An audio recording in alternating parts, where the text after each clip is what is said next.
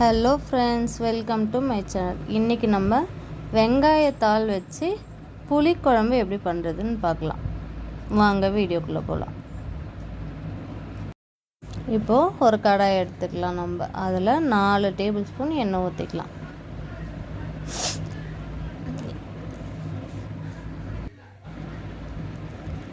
நல்லா சூடானதும் கடுகு போட்டுக்கலாம். 1 ஸ்பூன் கடலைப்பருப்பு, 1 ஸ்பூன் உளுந்தம்பருப்பு சேர்த்து நல்லா கலந்து விடுங்க. இப்போது 1/2 ஸ்பூன் வெந்தயம் சேர்த்துக்கலாம். எல்லாத்தையும் நல்லா தீஞ்சு போகாத அந்த அளவுக்கு நம்ம கிண்டி விட்டுக்கலாம். அடுத்து ஒரு பச்சை மிளகாய், ஒரு காஞ்ச மிளகாய் சேர்த்துக்கலாம். உங்கள் காரத்துக்கு ஏற்ற மாதிரி நீங்கள் சேர்த்துக்கலாம்.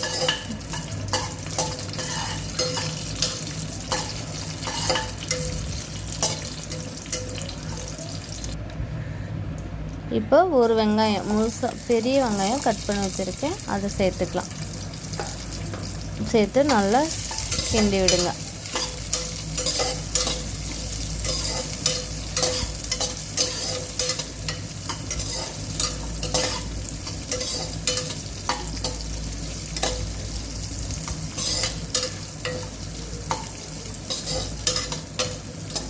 பாருங்கள், நல்லா வணங்கி வரட்டும்.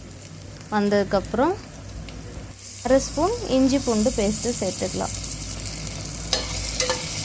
நம்ம நசுக்கி சேர்க்குறத விட இந்த பேஸ்ட்டாக நல்லா பேஸ்ட்டாக சேர்க்கும் போது அது இன்னும் நல்லா நம்மளுக்கு வெங்காயத்தோட மிங்கிள் ஆகிடும். நசுக்கி சேர்த்தோம்னா அது அங்கங்கே நமக்கு தெரியும் இல்லையா. இப்போது கொஞ்சமாக உப்பு சேர்த்துக்கலாம். எல்லாத்தையும் சேர்த்து நல்லா கிண்டி விடுங்க.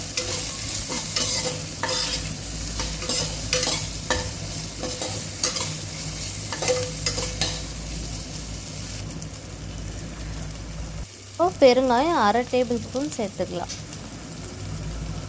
எல்லாத்தையும் சேர்த்துட்டு நம்ம கிண்டி விடலாம். பாருங்கள், வெங்காயம் நல்லா வணங்கி வருது.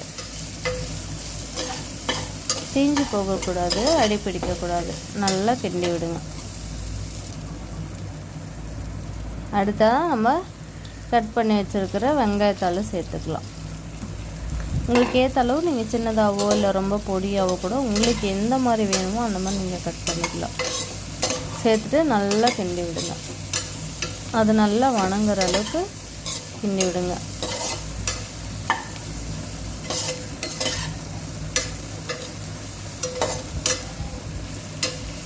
பாருங்கள், அந்த ஃபுல்லாக பச்சை கலர் போய் அது கலர் மாறும்போதே உங்களுக்கு தெரியும் அது நல்லா வணங்குது அப்படின்னு. இப்போ ஒரு மூடி போட்டு மூடிக்கலாம். 2 நிமிஷத்துலேருந்து 5 நிமிஷம் அதுக்கும் வச்சுக்கலாம். பாருங்கள், நான் 3 நிமிஷம் வச்சிருந்தேன். பாருங்கள் எப்படி நல்லா கலர் மாறி வதங்கி வந்திருக்கு. இப்போ 2 நான் அரைச்சி வச்ச தக்காளி சேர்த்துக்கலாம்.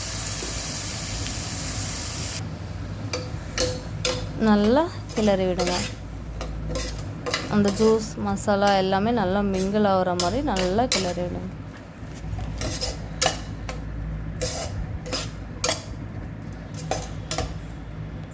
தக்காளி வடை போகிற அளவுக்கு கிளறி விடுங்க. இப்போது திரும்பவும் மூடி போட்டு மூடிக்கலாம். ஒரு 2 நிமிஷம் கொதிக்கட்டும். பாருங்கள், நல்லா வெந்துருச்சு. இப்போது 1 spoon Kashmiri chilli powder, 1 spoon மல்லித்தூள் சேர்த்துக்கலாம். அடுத்ததாக சீரகத்தூள் 1/2 ஸ்பூன் சேர்த்துக்கலாம்.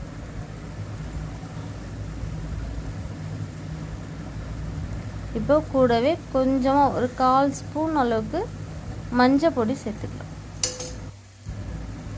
எல்லாத்தையும் சேர்த்து இப்போது குழம்பு மிளகாத்தூள் 1 ஸ்பூன் சேர்த்துக்கலாம். எல்லாத்தையும் சேர்த்து நல்லா மசாலா மிங்கிற அளவுக்கு நம்ம நல்லா கிண்டி விடணும். இந்த மாதிரி கிண்டி விடுங்க. கொஞ்சம் லோ ஃப்ளேமில் வச்சுட்டே நம்ம கிண்டி விடலாம்.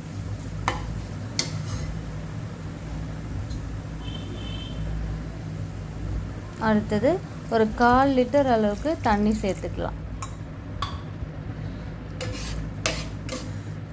சேர்த்துட்டு நல்லா மிக்ஸ் பண்ணி விட்டுட்டு பாருங்கள், இந்த மாதிரி ஃபுல்லாக எல்லாமே நனைகிற அளவுக்கு நம்ம நல்லா மிக்ஸ் பண்ணி விடணும்.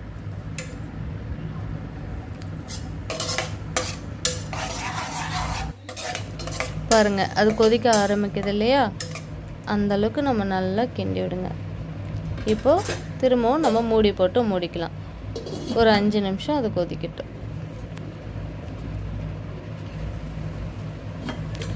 பாருங்கள், நல்லா கொதித்து எல்லாமே சேர்ந்து வெந்து வந்துடுச்சு. நமக்கு கிரேவி பதத்துக்கு வந்துடுச்சு. பாருங்கள், உங்களுக்கு தெரியும், பார்க்கும்போதே தெரியும் வெங்காயத்தால் நல்லா வெந்திருக்கும். நல்லா கிண்டி விட்டுட்டு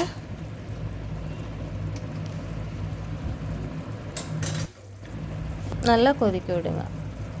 இப்போது நம்ம ஒரு 1/4 லிட்டர் அளவுக்கு புளி தண்ணி கரைச்சி வச்சுருக்கோம், அதை சேர்த்துக்கலாம். சேர்த்துட்டு நல்லா கிண்டி விடுங்க.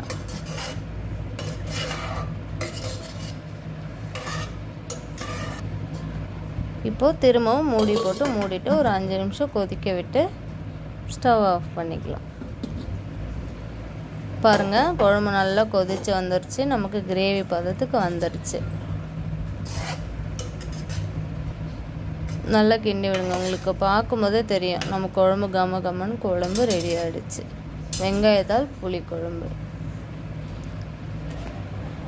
எப்பவுமே நம்ம புளிக்குழம்பு காரக்குழம்பு வைக்கும் போதெல்லாம் வெல்லமோ நாட்டு சர்க்கரையோ 1/2 ஸ்பூன் 1/4 ஸ்பூன் சேர்க்கும் போது நமக்கு புளியும் காரத்தையும் அது ஈக்குவல் பண்ணி கொடுத்துரும். ஒரு சிலருக்கு சேர்த்தா பிடிக்கும், இல்லைன்னா வேணான்றவங்க ஸ்கிப் பண்ணிக்கலாம்.